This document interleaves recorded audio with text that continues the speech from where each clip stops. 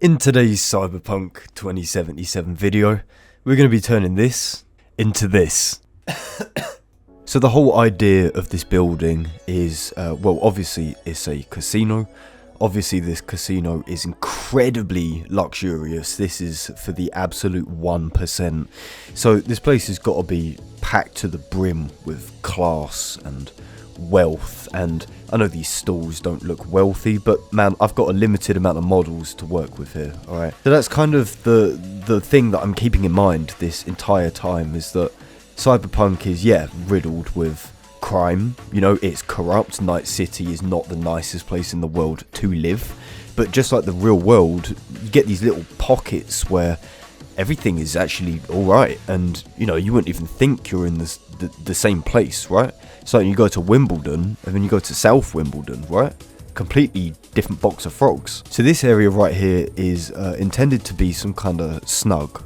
If you've ever been to the UK, or if you're from the UK, a lot of pubs and social clubs in England have these little things called snugs.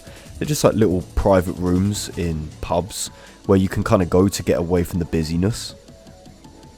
And this is sort of what this room was intended to be originally, where I was putting down these sofas, and here I started kind of experimenting with actually just walling this off, making this its own room, you know, kind of a room in a room. That's pretty much the idea.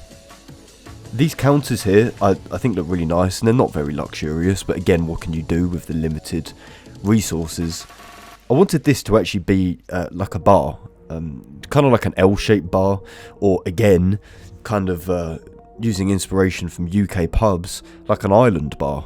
You get a lot of these in Edinburgh, where you get, you know, big pubs that have just rectangular bars in the middle, you know, just like an island, all bar stools around it. You get you know, a bartender that can basically just fluctuate all around, you know, all corners are covered. It's really interesting, and it looks really nice. So I'm just kind of walling this place off now, with the expectation that this doesn't really look like a bar anymore, but has just kind of turned into, yet again, another room.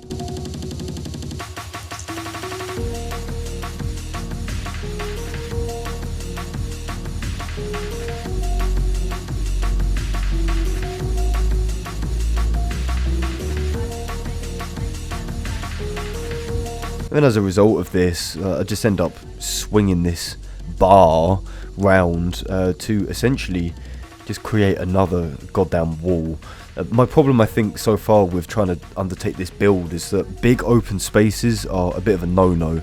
I just find it's extremely difficult to try and make a space look believable and lived in when it's that large.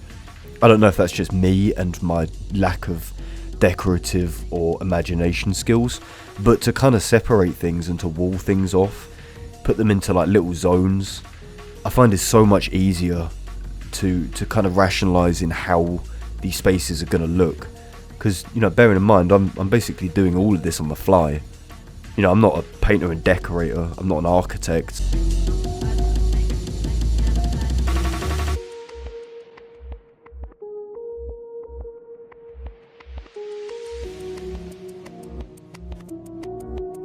These sofas are really nice, and they're actually used in the black sapphire. So I thought I'd just kind of replicate what I saw in the black sapphire, which is just a shitload of sofas. Again, looks really decent actually, and it fits nicely into this little L shape that's been created. So we've got a nice bit of coziness on the go here now. And this is just like, you know, chucking in your bog standard props, which are really just placeholders more than anything. Like, these are not final in the slightest. I think the whole kind of point of this is just trying to get down like a decent structure, just trying to get down like a little layout of where things are supposed to be, and then kind of from there, that's when you can start putting in ashtrays and lamps and all of that shit. But, you know, sometimes it's nice to put down these little props, because it just helps visualize what you're trying to make, even if it's not final. You know, like it serves a purpose, and that's kind of the whole appeal of it, really, is that you can do this however the hell you want. So yet again, getting a hard on for building another divider. I just thought, you know, if you got some sofas, then that's not very private, you know, so let's chuck a counter in, let's chuck some windows on there as well for good measure, because, you know, the one thing that Night City cares about is privacy, right? These look pretty cool, these pillars. They kind of remind me of, again, like a casino, but a bit of like a, what do you call it, like a safari sort of thing. I think they look pretty nice, and they fit quite well. And again, practically, they're basically the only props that aren't about 10 feet wide. So, you know, it'll work. So this is a pretty questionable art piece. Interpret this as you will, but it kind of goes hard.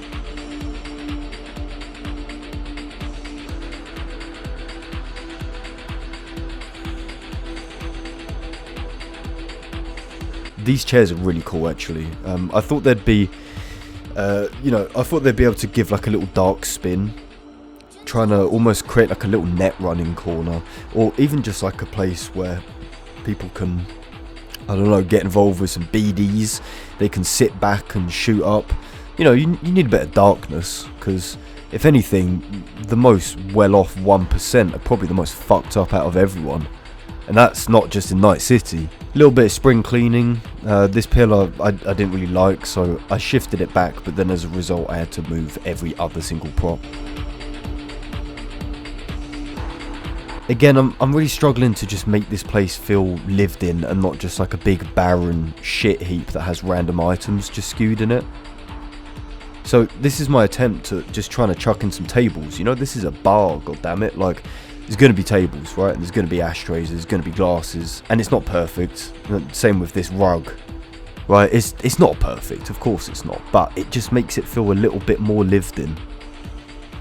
This is kind of where we're at the moment. Doesn't look awful. This was a little accidental genius here. I wanted to move one of these walls and accidentally created a doorway, which I actually think looks pretty fucking nice. And this is it from the outside. Obviously this is going to be a problem for future endeavours, but this is what we're working with at the moment. Like, it's alright. Again, if you're ever in doubt with how something is going to look, you know, don't judge it until you've chucked in some neon lights. Keeping with the theme that this place is orange, you know, it feels like an orange location. We're going with some orange strip lights. These things are cool. They're like little RGB strips. Kind of just like chuck them on the back of a desk. You know, like you're building some goddamn IKEA furniture, and it always looks a bit mid. There's always like a hole in the fucking MDF as soon as you buy it. But you chuck some of these bad boys on it, and it's like, goddamn.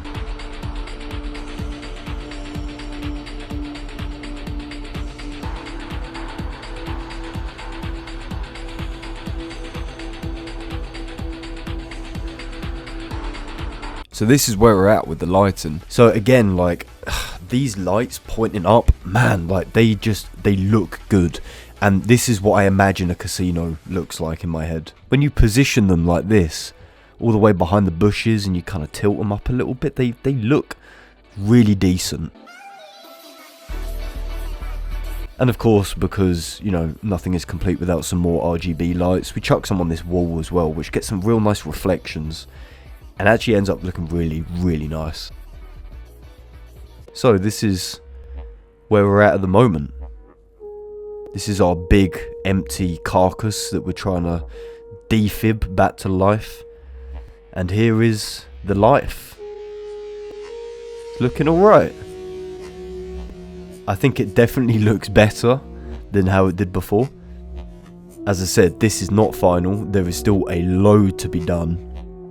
Especially with these pillars, I'm not too happy with them. There needs some kind of skirting on them or something at the bottom. But I would say it looks alright. But guys, that's coming from me, right? Of course I'm going to say that. What do you guys think? I need to know your thoughts in the comment section of the video. Stay tuned for numero 3. Thank you very much. Take care.